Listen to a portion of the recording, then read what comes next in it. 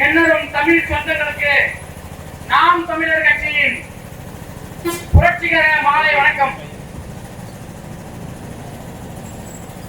குடிதலி கோலோச்சும் மாநில மன்னன் அடிதலி நிற்கும் உலகு என்று எங்கள் தமிழ் மொழியோன் வல்லபெருமான் உரைக்கிறார்.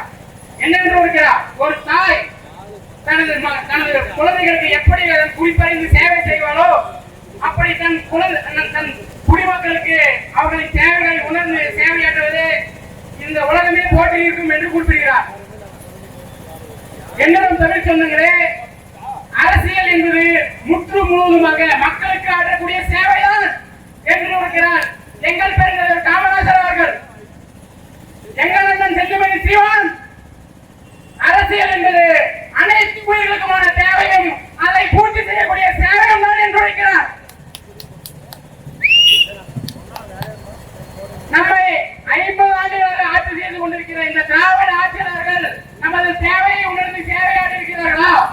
அறிவார்ந்து சிந்தித்து பாருங்கள், அறிவார்ந்து சிந்தித்து பாருங்கள். அரசியல் என்பது மக்களின் மீதான அதிகாரமோ அவர்களை ஆட்சி செய்வதோ அல்ல,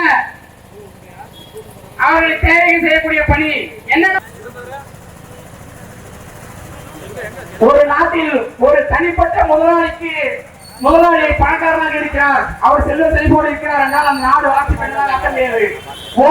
ஒவ்வொரு வீட்டிலும் சீரான பொருளாதாரம் வளர்ச்சி பெற்று அவர்கள் ஒன்றாக குடிக்கிற குடிநீர், நடக்க பாதை, சரியான பாதை, அவர்கள் ஒவ்வொரு அடிப்படை தேவையை பூர்த்தி செய்திருக்கிறார்களா என்பதை உறுதிப்படுத்தப்பட்டால் தான் அந்த நாடு பொருளாதார வளர்ச்சியில் தன்னிறைவாக இருக்கிறது என்று அர்த்தம்.